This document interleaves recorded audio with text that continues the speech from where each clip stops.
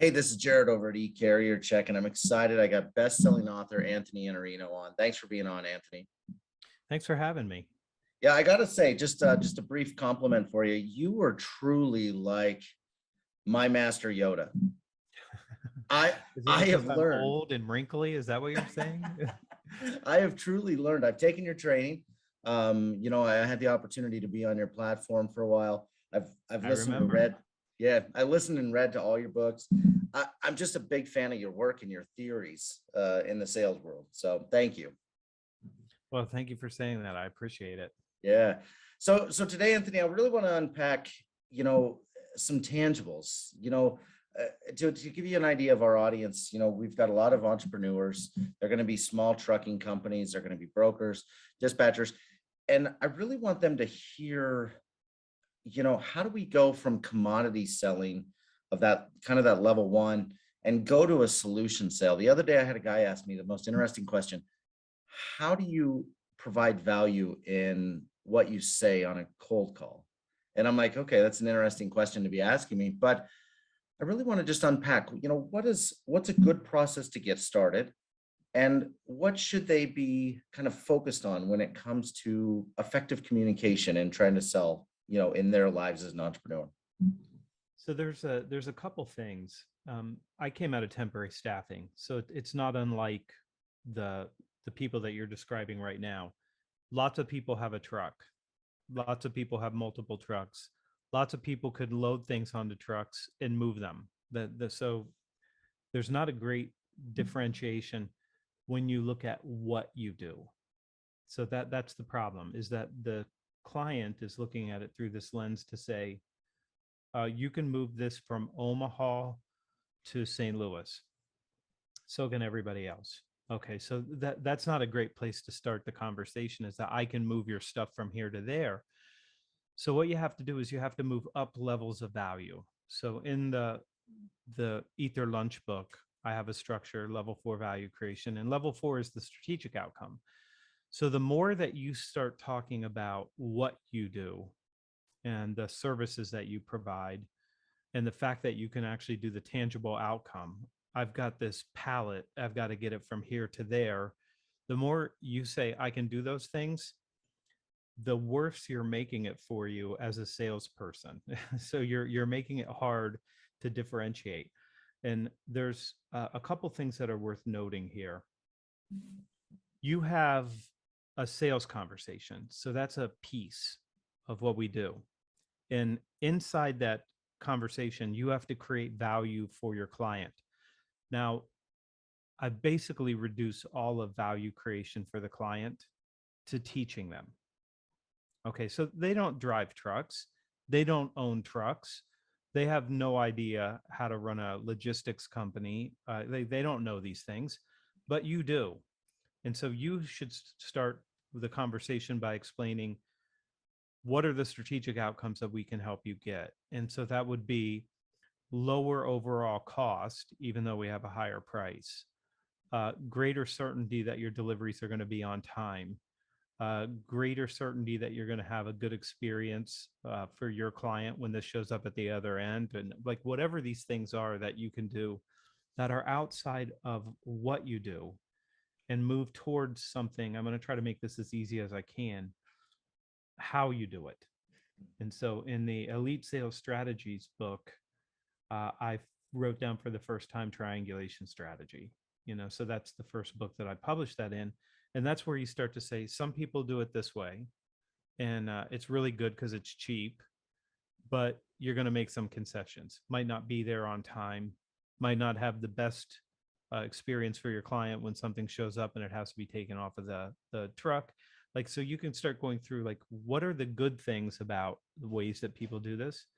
And what are the things that you don't even know that is going to be a problem for you because you paid the lowest price? And so you start teaching that these are the factors that you should weigh. And if you want a real partner who's going to be part of your organization or feel like part of your organization, these are the factors that you might consider. So the most important thing is you only have the sales conversation for that differentiation. That's it. Like, so you have to be really good at having this particular conversation, because you're going to have it every time you try to get a new client. So Yeah. you don't have any choice. And if you go to, I want to tell you about my company, nobody cares. Let me tell you about how we have this solution. Nobody cares. Everybody's got a solution. So you have to find a way to teach them things that they don't already know so that they can make a better decision and get the best possible results. That's really what you're trying to do. After that, then they can get the value of your solution because they bought it. But they're not going to buy it if you don't do well through that sales conversation. So since you've known me, my primary purpose as a creator is to help people understand how to have that conversation. So that's basically all I've done. I have a lot of people who ask me about what kind of technology should we use? What should we do in this particular case with our CRM? Like, I'm not the guy for that. Like, I'm not interested in the technology. I'm only interested in the human effectiveness in a conversation with another human being, and that's the limit of what I do. So I'm not really interested in a lot of things that other people think are efficiency or greater sales. No, I'm only interested in how do you win the client's business, and you do it in the value creation inside the sales conversation. There is nothing else as far as I've been able to determine. Yeah, absolutely. What does that sound like? Obviously, I don't necessarily expect you to do it in our industry, but what does it sound like? What, if you're calling and trying to separate yourself Yeah. in a call, what does that sound like? Well, the concept in the new book is called being one up. And Yep. being one up means I know something that you don't know. So my call would be, Jared, listen, I know that you do a lot of distribution throughout the United States. And I want to ask you for a 25-minute meeting where I can give you our executive briefing on what we think the implications of the 8.5% inflation rate is right now, how this gas crisis that we're having right now is going to cause people to have to raise their prices and make greater investments, and some of the things that we think are going to happen as rates go up across the United States for money, and that there's going to be a sort of a shaking out of that. So you have to be a business person to be a good salesperson now. Mm. It's not a it's not a choice that you can make. You either are a business advisor or you're not a business advisor. That's it. So you have to act like you're a business advisor, and no matter what you do, and I came out of temporary staffing, not a sexy business at all. Like, this is the same kind of business that the people that are listening to this are. It's grind every day, lots of problems Yeah. and all Yeah. of that stuff. But if you just listen to CNBC Squawk Box, and you're working out in the morning, whatever, put that on and start getting an understanding of what's going on in the business world and how business people think. And the better you can do it, something like that, the better you're going to be at having these conversations. But you should be the one that's teaching them. These are the things that are going on in our world, in your world, and here's what you should be doing about them. Yeah, absolutely. Yeah, I think, immersing yourself into any industry, I think is really vital. I talk about that a lot with people that are just coming in to the industry saying, hey, we're starting a trucking company. And I'm like, awesome. Well, how much do you know about it? And, have you immersed yourself in it? If you were going to break down, for somebody that is just getting started in the industry, what's the first 60, 90, 120 days look like with the sales funnel, with trying to build up a prospecting list? What does that look like for you in that sense? Well, the best thing that I can tell you is coming out of the industry that I came out of, when I became the sales leader of my family's business. This is a long time ago, like 90s. And I started to just look at the math on what we were doing. And when I came back from California and I had a brain surgery, I was not allowed to drive. I had to have somebody drive me around for a couple years. And as I started just looking over the data, the company was doing about $4 million. That's not bad. I mean, that's a decent number. But what I looked at was the average deal size, and the average deal sizes were so small that I was like, do I have to win like 6 million deals to be able to make money? Like, how do we do this? It's so small. And I decided there's two things that I knew from my experience in California. Um, People will pay more to get better results. They will generally do that. And people that spend a lot in your category tend to have a strategic need for whatever it is you sell. And you might as well call on bigger companies rather than smaller companies, because the bigger companies are spending more money. So every one of those is worth, like, my first couple accounts that I won when I came back from California spent $3 or $4 million a year themselves. And that's how I went from 4 million in year one. When I came back, the business was doing 4 million, and we did 8 million the next year. And that was just by going after larger accounts. And so I would say the people who need more help and they have more problems and they have a strategic need, you got to start trying to figure out how you can recognize that. Some of it you can just go by size. Size indicates there's scale. Sure. So you just want to start by building a list of people who are going to have a big need for what you do and will be willing to pay for it. Yeah, that's fair. I can appreciate that. Yeah. The other day, this was kind of interesting. Target came out and talked about their supply chain, that they're going to be spending an additional $1 billion this year Yeah. on their supply chain. And you're like, holy cow, like, put that in perspective. How many shipments is that? I mean, obviously they're a giant, but it's interesting that you say that. That's $1,000 million. That's $1,000 million. Like you, if you aren't calling on Target after you hear that, like if they need help and they've got to spend money, help them spend it. Exactly. I do think so. Sometimes going after those bigger accounts can be a little more challenging or take longer periods of time. Um, for those shorter sales cycles, obviously, sometimes just cutting your teeth is I think important as well when You it should have comes. two pipelines. Okay, here we Your, go. your dream client pipeline. I'm going to spend as long as it takes. Like either you die or I die. Otherwise, I'm going to pursue you until one of those two things happens. And the second one is a shorter term one. Like, so they'll be faster when they're smaller in a lot of cases. So you want to have two pipelines at all times. You have the one that I know I'm investing a lot of time in this one, and the other one, these are going to be faster deals. So Mm, instead of being $1 million deals, they're going to be $72,000 deals or whatever the number is. And you're going to take the 72,000 on your way to getting those $1 million deals. yeah, yeah, absolutely. In your new book, and you kind of touched on it just a moment ago, but you talk about being one up and one down in certain circumstances. And I believe a lot of the people that are, that we work with currently have a lot more expertise when it comes to the freight. You know, can you unpack that theory a little bit and talk through, when do you end up being on, one down comparative to one up, and talk through that more? Well, you're almost always one down. I mean, that's the nature of being a human being. There's so much known, and the amount of new knowledge that we acquire as a species is doubling like every 5 years, like doubling. Like, how are you going to keep up with that? It's impossible. Yeah. Don't even try.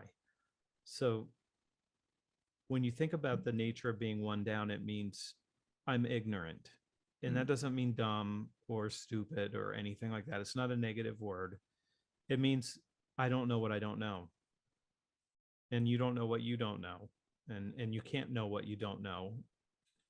You can only know what you know. So that's the problem. So the person who's buying from you, they know what they know. That's their business. They ship teddy bears across. They know how to make a teddy bear. They know how to box it up and make it look nice. They know how to market it. They know how, if you're like a Build-A-Bear, they know how to get $100 for a toy. So they're smart people, but they're ignorant about shipping. They're ignorant about what's going on in that environment and why things are changing for them. So the nature of being one up is simply this: I know something you don't know. Can I share it with you? That's the whole premise here. Now, it doesn't mean that they're not smart, and it doesn't mean that you're not smart. What we're playing with is a concept called information disparity, which is I know something you don't know.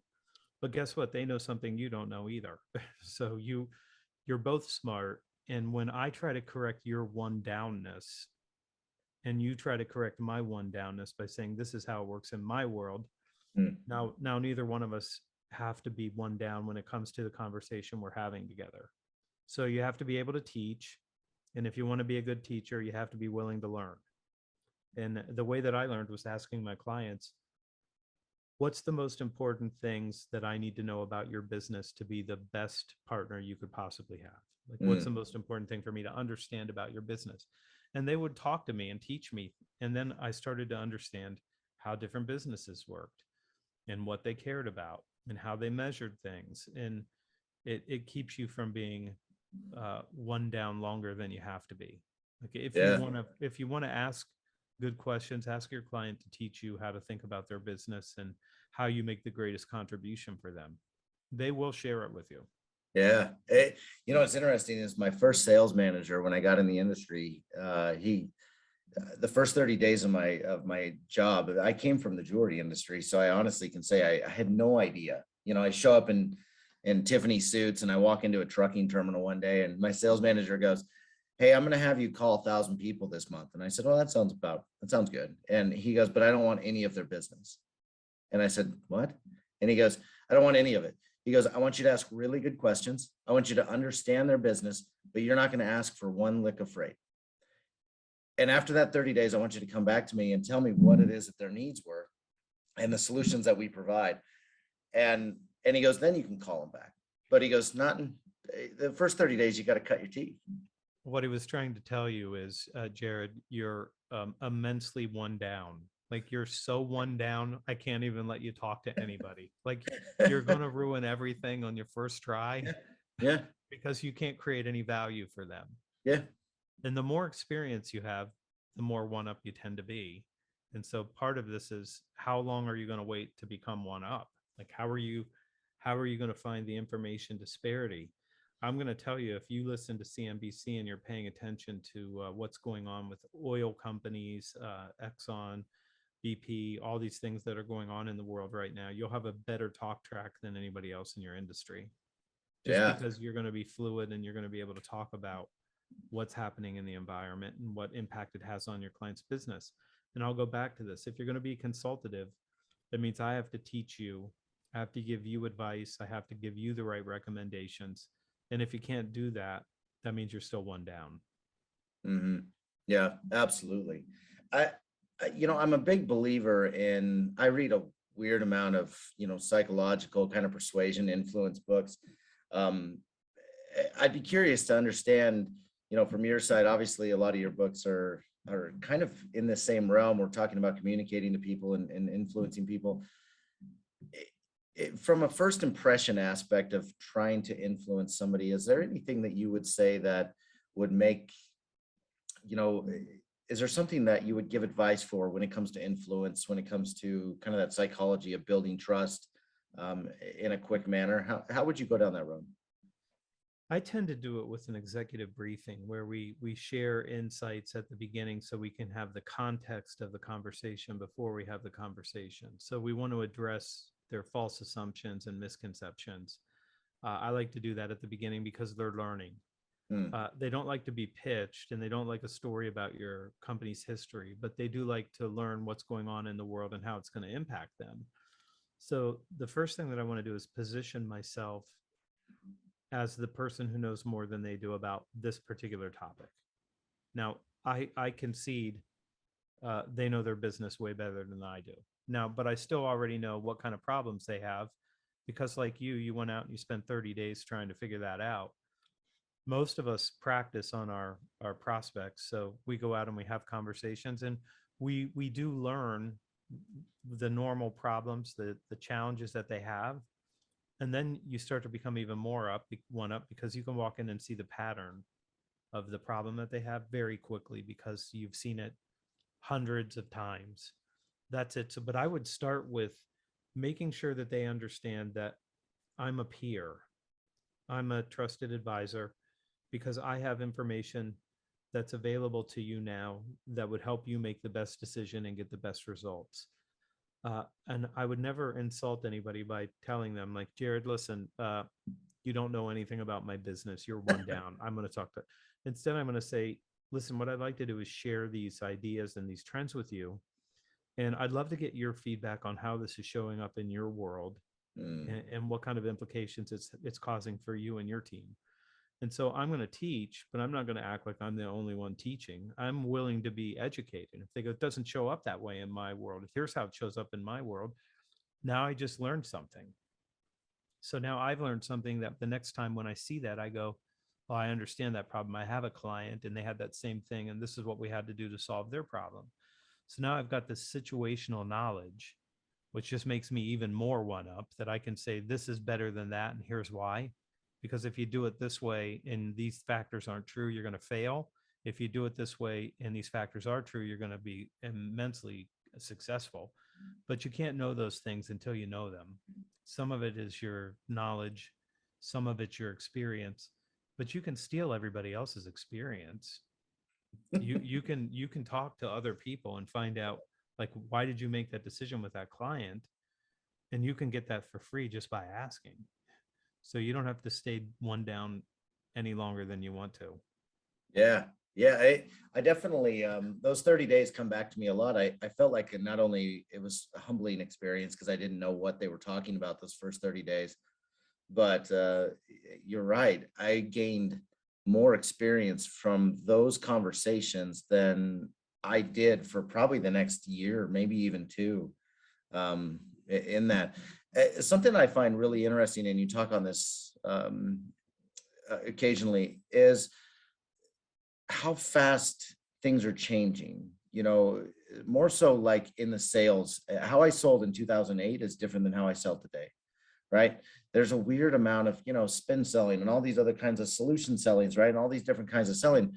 And, I think something that's really unique is trying to keep up with sort of the different ways of selling.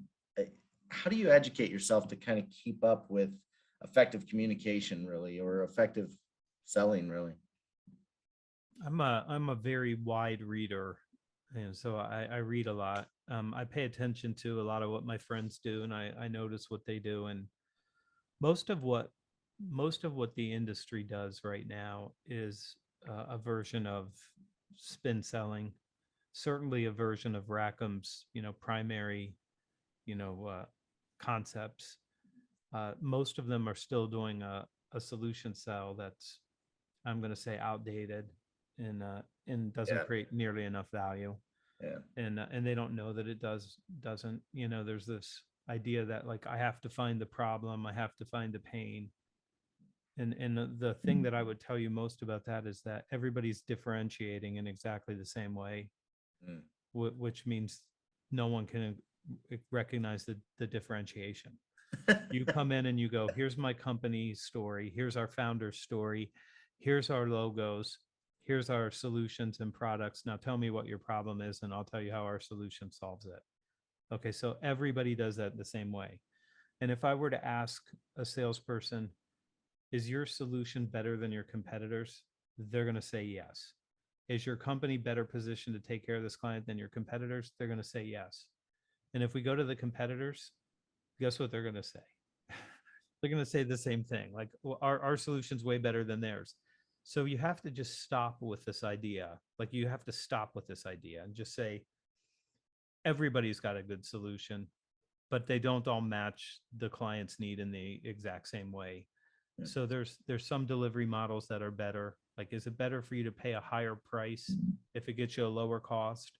Or is it better for you to take a lower cost because it doesn't really matter on the outcome on the other side? Like, it doesn't matter what they get it in 3 days or 9 days. It doesn't matter.